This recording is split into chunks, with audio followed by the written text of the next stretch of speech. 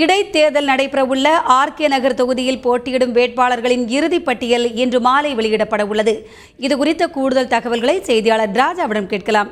ராஜா, சொல்லுங்க, ஆர்கே நகர் தொகுதியில் போட்டியிடுற வேட்பாளர்களோட இறுதிப் பட்டியல் எத்தனை மணிக்கு வெளியிடப்பட இருக்கு?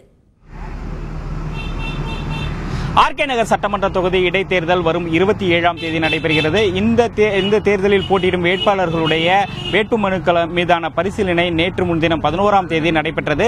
இன்று வேட்புமனுக்களை திரும்ப பெறுவதற்கான கடைசி தினமாகும். காலை 11 மணி முதல் மாலை 3 மணிக்குள் வேட்பாளர்கள் தங்களுடைய வேட்புமனுக்களை திரும்ப பெறலாம் என்று நினைத்தால் இன்று மாலைக்குள் பெற்றுக்கொள்ளலாம் என்று ஏற்கனவே தேர்தல் ஆணையம் அறிவித்திருந்தது. அதன்படி இன்று மாலை 3 மணியோடு வேட்பாளர்கள் தங்களுடைய வேட்புமனுக்களை திரும்ப பெறுவதற்கான கடைசி நேரமாகும்.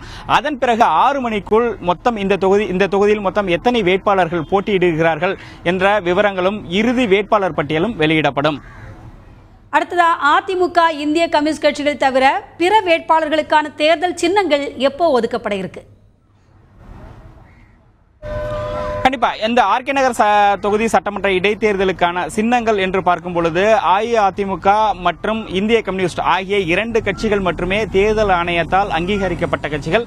அவர்களுடைய சின்னம் என்பது ஏற்கனவே உள்ளது. அதனால் அவர்களுக்கு சின்னங்கள் ஒதுக்கப்படும்.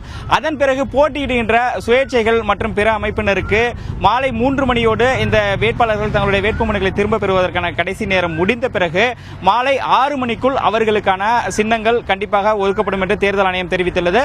அது மட்டும் இவர்கள் சுயேட்சைகள் வேட்புமனு தாக்கல் செய்யும் பொழுது எந்த சின்னங்களை அவர்கள் கேட்கலாம் என்று அதற்கான 3 பகுதி கொடுக்கப்பட்டுள்ளது. ஆப்ஷன் என்ன சொல்லப்படும், 1, 2, 3 என்று கொடுக்கப்பட்டுள்ளது. அதன்படி அவர்கள் தேர்தல் சின்னங்களை ஏற்கனவே குறிப்பிட்டு கொடுத்துள்ளனர்.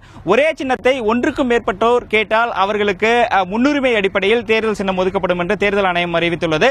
இன்று மாலை 6 மணிக்குள் எந்தெந்த வேட்பாளர்களுக்கு எந்தெந்த சின்னங்கள் என்பது இறுதியாகிவிடும்.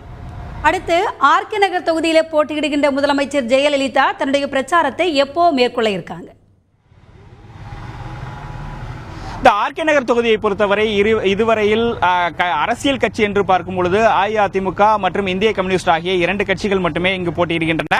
அஇஅதிமுகவின் சார்பாக அக்கட்சியின் பொதுச் செயலாளரும் முதலமைச்சருமான செல்வி ஜெயலலிதா இந்த தொகுதியில் போட்டியிடுகிறார். இந்திய கம்யூனிஸ்டை பொறுத்தவரை சி மகேந்திரன் இந்த தொகுதியில் போட்டியிடுகிறார்.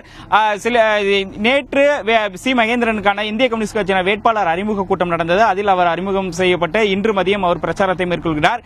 இந்நிலையில் அஇஅதிமுக பொதுச் செயலாளரும் முதலமைச்சருமான செல்வி ஜெயலலிதா வரும் 21 அல்லது 22ஆம் தேதி மாலை இங்கு பிரச்சாரத்தை தொடங்கலாம் என்று தெரிகிறது. ஆனால் அதற்கான அதிகாரப்பூர்வமான அறிவிப்பு வெளிவரவில்லை.